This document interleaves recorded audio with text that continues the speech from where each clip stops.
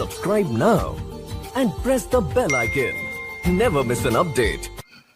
तो बच्चों, आज पढ़ेंगे पाठ 8 अनेकता में एकता। चलिए शुरू करते हैं और कविता को ठीक से समझते हैं और उसका अभ्यास भी कर लेते हैं।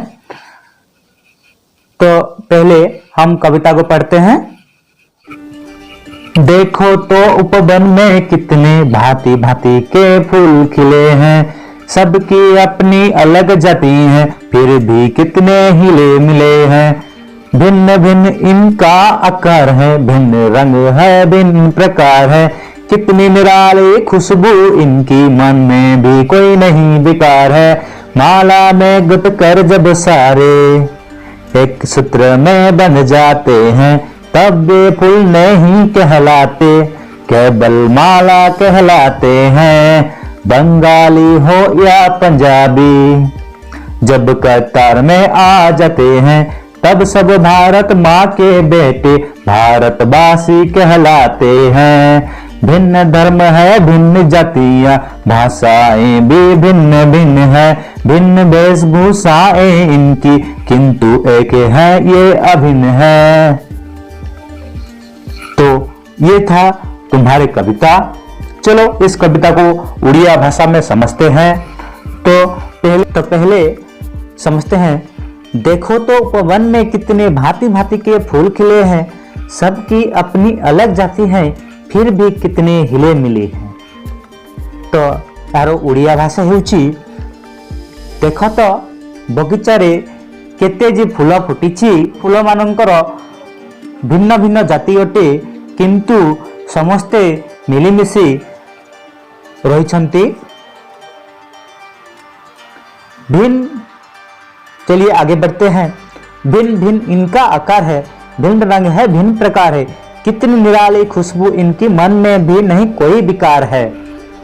तो तांको भितरे अनेक भिन्न भिन्न आकार, तांको भितरे अनेक भिन्न भिन्न आकार अच्छी, भिन्न भिन्न रंग अच्छी, एवं तांकर सुंदर सुगंध अच्छी, तांकर सुंदर सुगंध अच्छी, किंतु तांको मन रे कौनसी भिन्नता विचार नहीं। चलिए आगे बढ़ते हैं। माला में गुंथकर जब सारे एक सूत्र में बन जाते हैं, तब वे फूल नहीं कहलाते, केवल माला कहलाते हैं, केवल माला कहलाते हैं। तार अर्थ होची, जिते बेले यही फूल मान को नहीं आमे गोटे सूतारे गोटे माला तैयारी करूं, जिते बेले आमे ये फूल मान को फूल न कही केवल गोटे माला कही थाऊ। चलिए आगे बढ़ते हैं।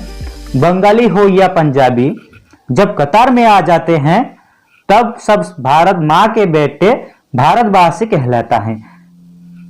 तो ठीक सही परी जिते बेले आम देश भारत रे बंगाली हो किंबा पंजाबी हो, विभिन्न भाषार लोक अछंती, किंतु से माने जिते बेले भारत माता से माने जिते बेले गोटे धाड़ी रे आसी जिवे, ताहले आमे से मानो भारत मातर पुत्र बोली भाभी थाऊ एवं से मानो को भारतवासी बोली कहा जाए। चलिए आगे बढ़ते हैं। भिन्न धर्म है, भिन्न जातियां, भाषाएं भी भिन्न भिन्न है, भिन्न वेशभूषाएं इनकी, किंतु एक है ये अभिन्न है। तो अठारे आम देश भारत रे भिन्न भिन्न धर्म जातिर भाषार लोक अछंती, तांकर भेष पोशाक समस्त भिन्न, किंतु से माने एक एवं अभिन्न अटंती। तो ये था तुम्हारी कविता। तो चलिए अब इस कविता का अभ्यास कर लेते हैं। नंबर 1, निम्नलिखित प्रश्न के उत्तर दीजिए। नंबर क, उपवन के फूल किन किन बातों में एक दूसरे से भिन्न होते हैं? उत्तर, उपवन के फूल जाति, रंग, सुगंध आदि बातों में एक दूसरे से भिन्न होते हैं। नंबर ख, उपवन के फूल हमारे सामने क्या उदाहरण प्रस्तुत करते हैं? उत्तर, उपवन के फूल भांति भांति तथा अलग जाति के होने पर भी ये फूल एक दूसरे से हिले मिले हैं। निराली खुशबू होने पर भी इनमें कोई विकार नहीं है।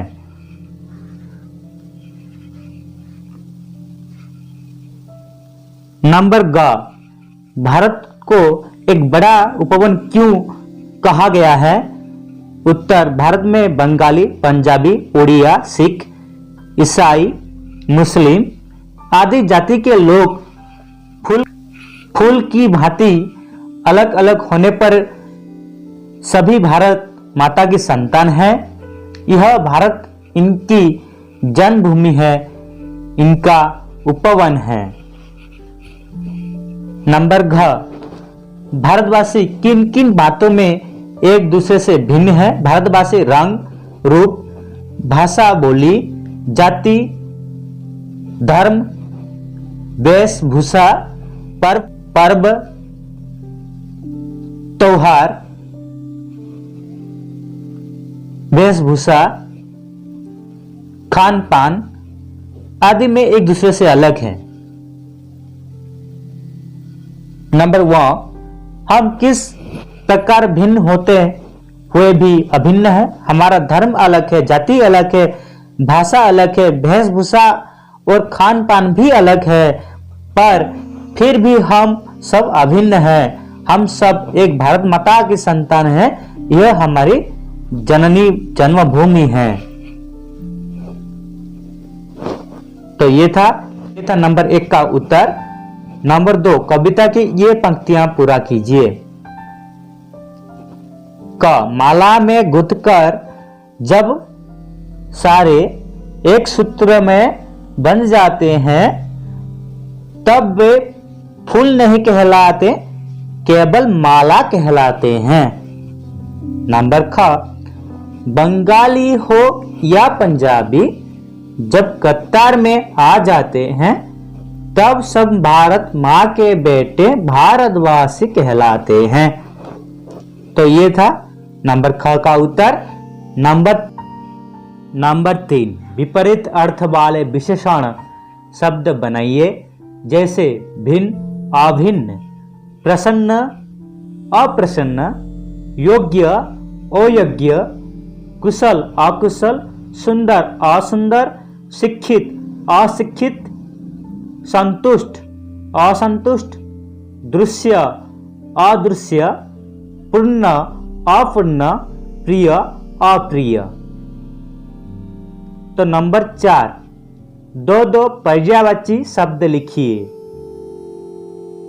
तो उपवन का 2 पर्यायवाची शब्द होगा बाग, बगीचा, फूल का पुष्प, सुमन। नंबर 4, वचन बदलिए, जैसे जाति, जातियां, माला, मालाएं।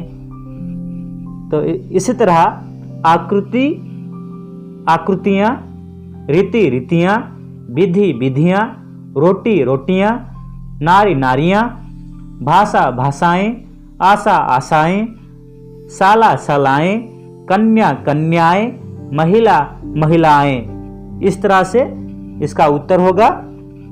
नंबर 6, कविता को याद करके अपनी कक्षा में सुनाइए। तो कविता को याद करके अपनी कविता में सुनाना है। तो ये था तुम्हारी कविता अनेकता में एकता और उसका अभ्यास। तो आज के लिए बस इतना ही, फिर मिलते हैं अगले क्लास में। बहुत बहुत धन्यवाद सभी को।